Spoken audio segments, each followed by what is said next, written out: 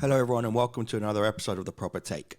It's Friday, April 15th, and today we have the NBA, the last of the NBA play-in games, as well as MLB, and only two games in the NHL.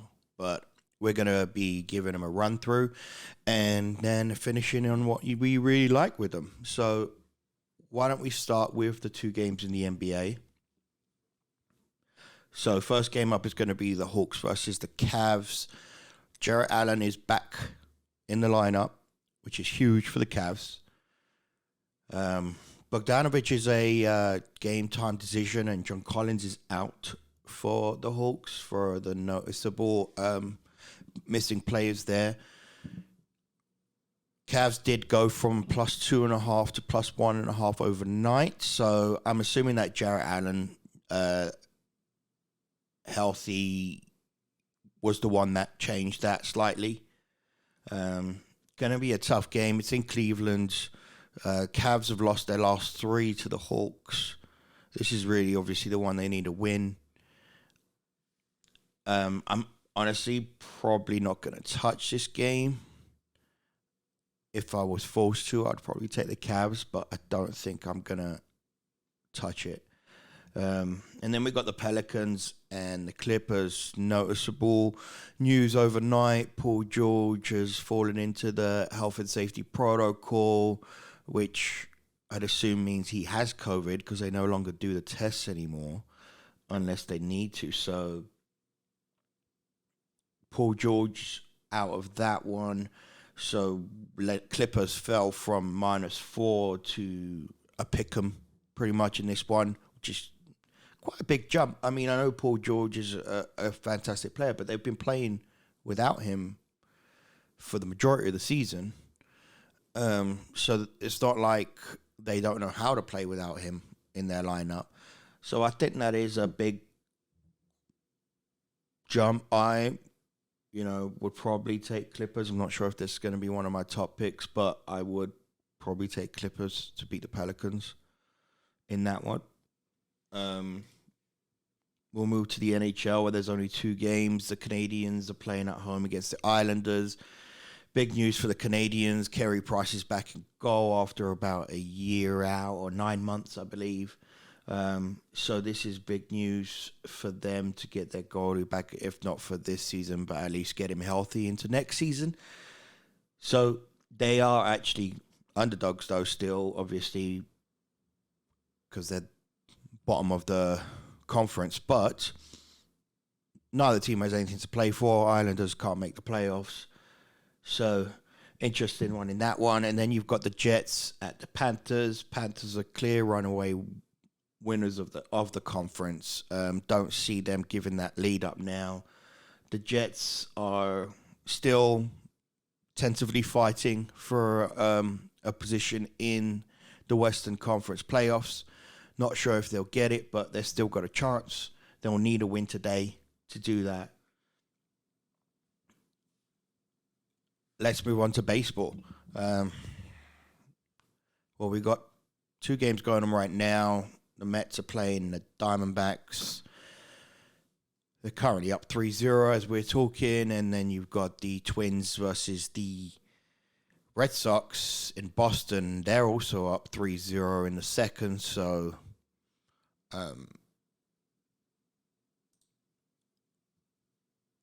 we'll move on to the games that we've got actually coming up. So we've got Pittsburgh Pirates at home in Pittsburgh against Nationals. The Pirates did beat them yesterday. Mitch Keller pitching for the Pirates. Eric Fedde pitching for the Nationals, who, I don't know, I got a thing for him this season. I think he's going to pitch really well. I think he's due. Because he's got the stuff. As far as noticeable players out, don't seem to be any on either side. Washington's are the Nationals are slight underdogs in that game, and then you got the Phillies at Miami. Miami beat them yesterday. Phillies are coming off a game of three losing games in a row now. Honestly, I think it's going to take some time for them to get going with the new incisions in the lineup with Schwarber and Castellanos. Um, Zach Eflin is pitching for the Phillies, which is great for them, but Pablo Lopez is pitching for Miami, which is also great for them. So it'd be interesting to see who comes out on top. I might have to stay away from that matchup for one more day, one more game, and then wait till tomorrow. By saying that, kind of hope Miami win today, but I'm not taking them. You got the Yankees at the Orioles. Yankees beat the Blue Jays yesterday.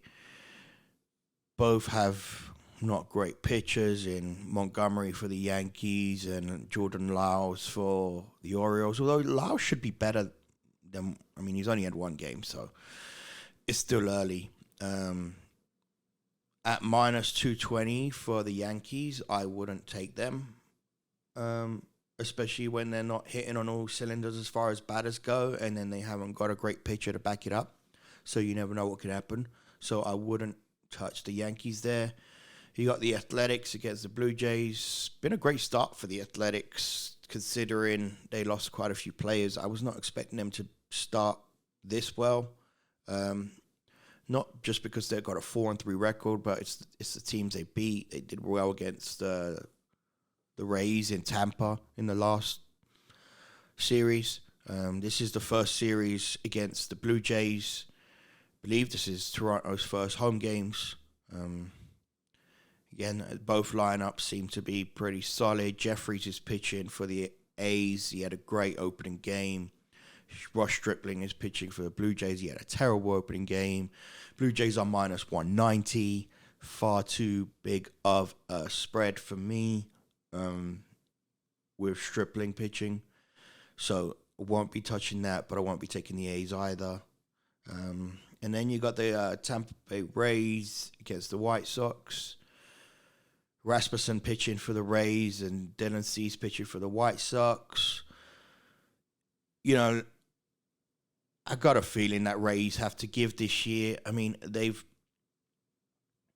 obviously been like such a great playoff team over the last few years, doing it without much money, doing it with great pitching, but you have to think that they just haven't spent the money on improving their team when they had the chance to, clearly because they don't have enough money or the owner doesn't want to spend the money.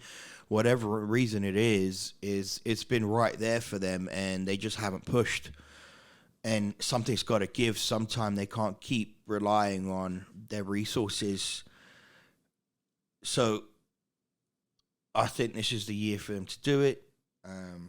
White Sox are obviously trying to have that push this year. I like Dylan Cease as a pitcher. So that's a game could potentially take. And then you got the Giants versus the Guardians in Cleveland. Carlos Rodon is pitching for the Giants and Plesac is pitching for the Guardians. Both good, solid pitchers. This is going to be, I assume,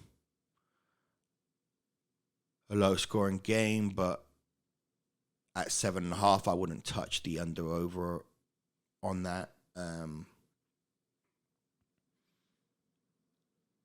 You got the Angels versus the Rangers. The Rangers beat them yesterday quite convincingly. I'm not touching that game. Staying far away from it. You got the Tigers versus the Royals. The Tigers beat them yesterday. Skubal pitching for the Tigers. Keller pitching for the Royals, who had a great opener for them, but didn't even get the win. Kind of like the Royals in this game. And then you got the Cardinals at the Brewers. Brewers won that game yesterday quite convincingly. Cardinals couldn't put anything on the board. Freddie Peralta pitching for the Brewers and Miles Mikolas pitching for the Cardinals. It's going to be another tough game there between these two rivals. And you got the Cubs at the Rockies. The Cubs beat the Rockies. What a start from the Cubs. I mean, 4-2 with literally, I don't know, like 2 or 3 decent players in their lineup. Honestly, like the rest are kind of unknowns. And when I say players, I mean some of them aren't even great hitters. Like, Contreras batting at number 3, mainly. I mean, he's a catcher. I mean, he's a pretty good hitter, but anyway. And then you got Stroman pitching for the Cubs, and you got German Marquez pitching for the Rockies. Rockies have also had a good start. Obviously, lost that game against the Cubs yesterday. And then you got Atlanta Braves against the Padres. Padres destroyed them yesterday. Cartwright pitching for the Braves. Mackenzie Gore is a rookie, just been called up from AAA to replace Blake Snell. He's going to be pitching for the Padres. So, be interesting to see what he does now he's been called up to this level. And then you got the Astros against the Mariners. Odorizzi pitching for the Astros. Marco Gonzalez pitching for the Mariners. It's definitely... It's a tough one because the odds, they've got Astros only minus 120. I know Mariners have improved their lineup this year, but Astros are not a bad team still. And then you got the Reds against the Dodgers. The Reds held in there till the 8th inning yesterday. They were 3-3 in the 8th. Ended up getting blown out in the end. But Gutierrez is pitching for the Reds. Gonsolin is pitching for the Dodgers. At minus 260, I will not be touching the Dodgers because that just seems too much for me.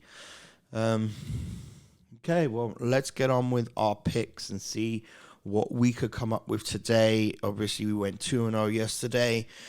We're thinking about taking 3 today. We're thinking about taking 1 either in each sport, or there is 2 games we like in baseball pretty strongly. So if you do want to see all of our picks, we do take about 8 a day. Then our IG is at the Vegas Underdog, so contact us on there if you want to buy our whole package for the day. So I am going to take, in hockey, first off, I'm going to take the Jets plus 1.5. They're minus 110 if you take them at plus 1.5. So I'm going to take them at plus 1.5. NBA. I'm going to take the Clippers pick'em. I'm going to take the Clippers pick'em. I'm pretty confident they're going to win that one. Even without Paul George. And in baseball, there are, honestly, I'm hoping for a big day personally in baseball today with all my picks because I really like a lot of games today. But the one I'm going to take as my top pick is going to be the Rockies over the Cubs. So we are going to take the Rockies over the Cubs. They're minus 120, so that's great odds. The Clippers, pick them against the Pelicans. And the Jets plus 1.5 against the Panthers in hockey. Okay? Don't forget to like and subscribe, please, because it really helps with our viewers and also helps us to be able to do this every day for free. So please like and subscribe to our channel, and we'll see you next time for more picks.